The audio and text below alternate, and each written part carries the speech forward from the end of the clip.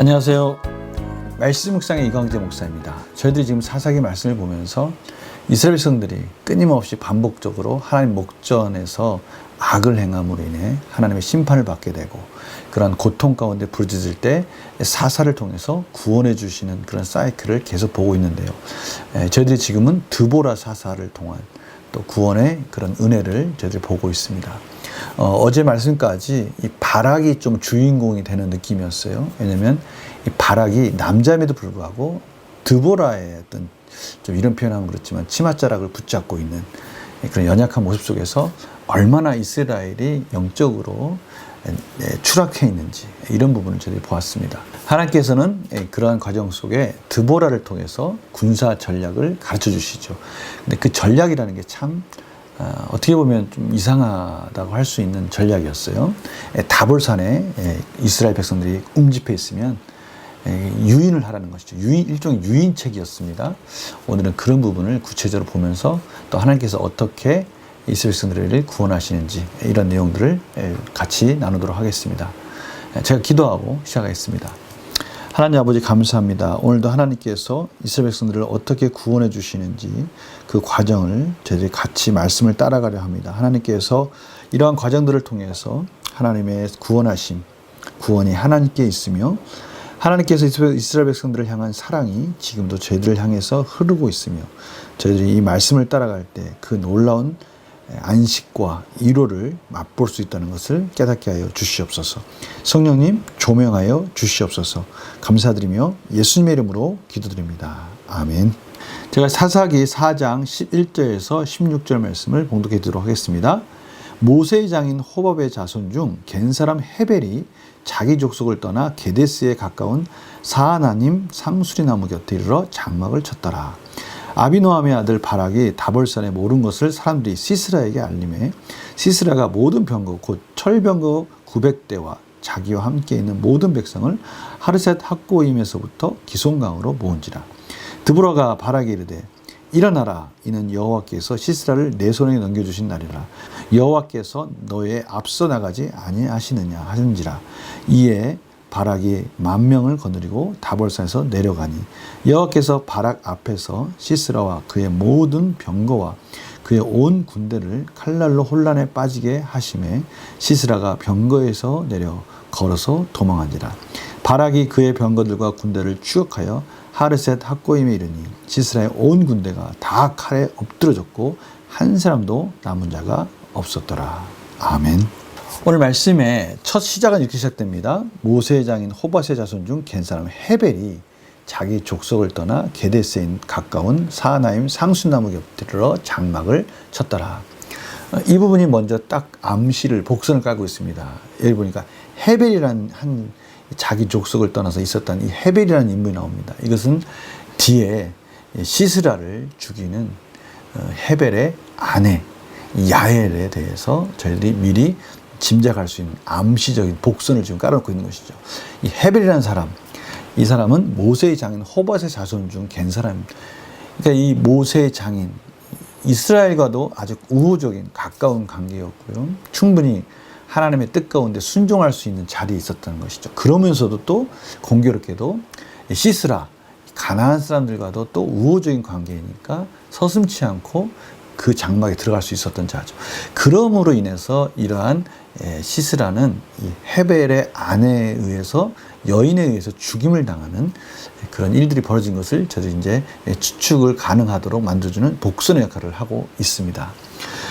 아미노함의 아들 바락이 다볼산을 갑니다. 이 다볼산에 가서 사람들이 이 소식을 시스라에 전합니다. 이 다볼산은 기송강 근처에 있는, 그러니까 이 주변에는 온 평지가 있고요. 그 기송강은 제가 와디라고 말하지 않습니까? 평상시에는 오히려 그 강 줄기가 길의 역할을 하니까요.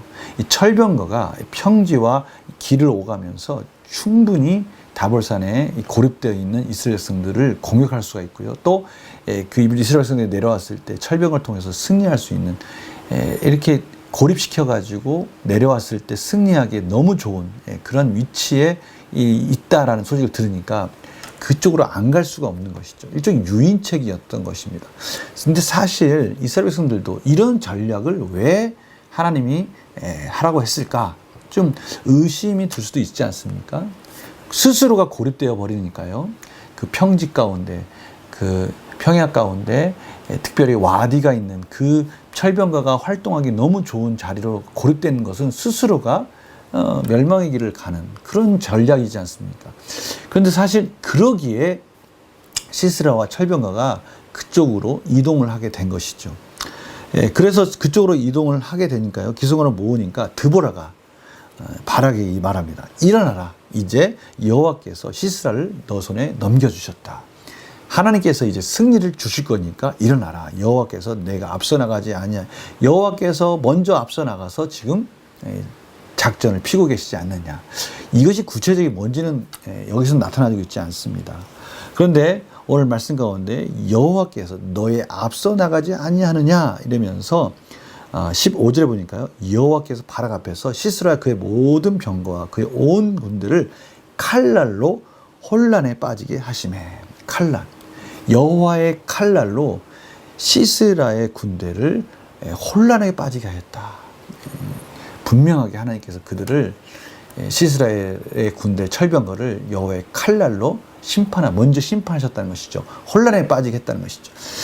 그것이 뭘까? 과연 무엇 때문에 이 막강한 철병거가 이스라엘 백성들에게 이렇게 무너질 수밖에 없었나? 이것이 바로 5장의 19절, 20절, 21절에 가면 그 부분이 설명되어 있습니다. 오늘은 그 부분까지는 나와 있지 않으니까요.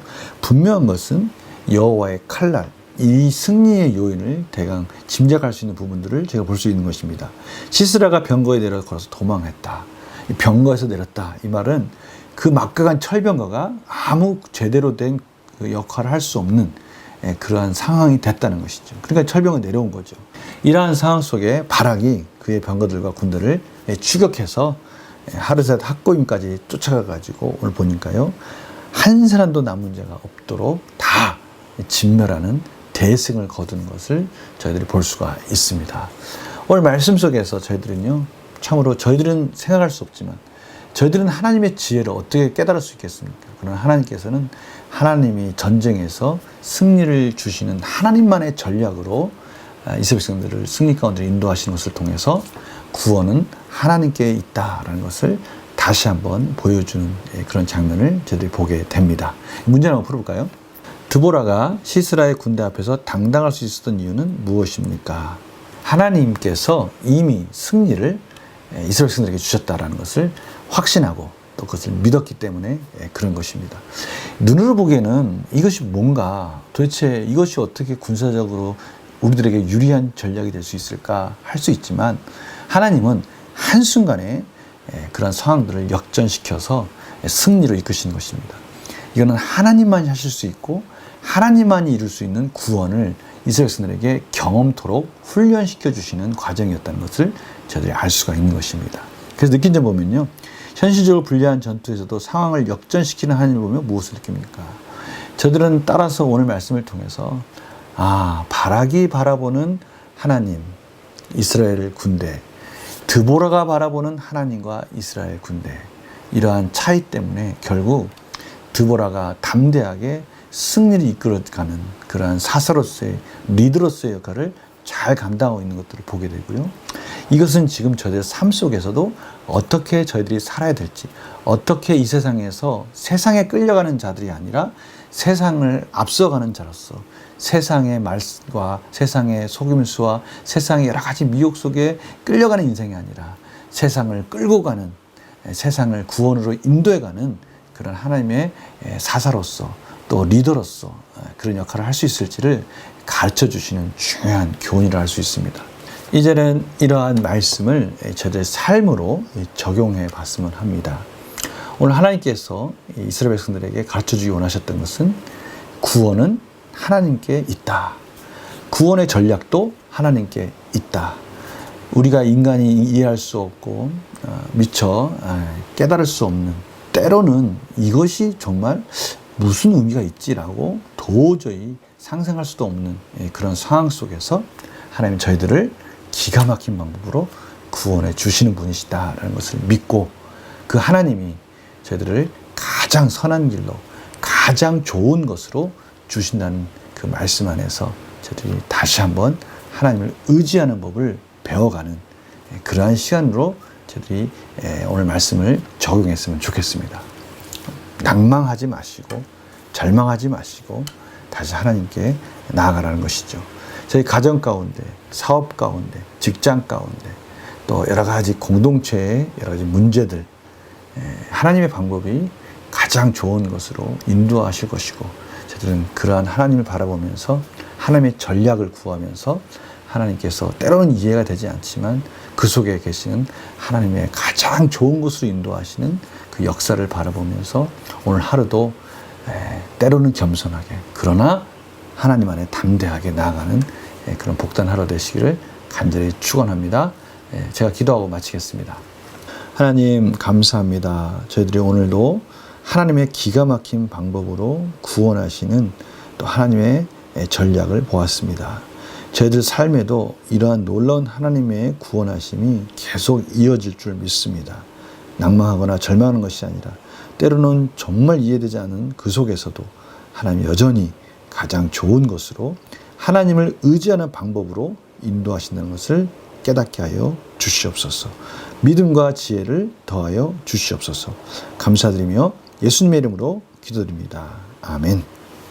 하나님께서 사사를 통해서 기가 막힌 구원을 통해 하나님을 의지하는 법, 구원은 하나님께 있다는 것을 가르쳐 주시기 원하시듯이 저희들 상황 속에, 저희들 공동체 속에도 또 그러한 방법으로 인도해 주실 줄 믿습니다. 저희들이 기도할 때 하나님께서 가르쳐 주실 것입니다. 내일 또 뵙겠습니다. 안녕히 계세요.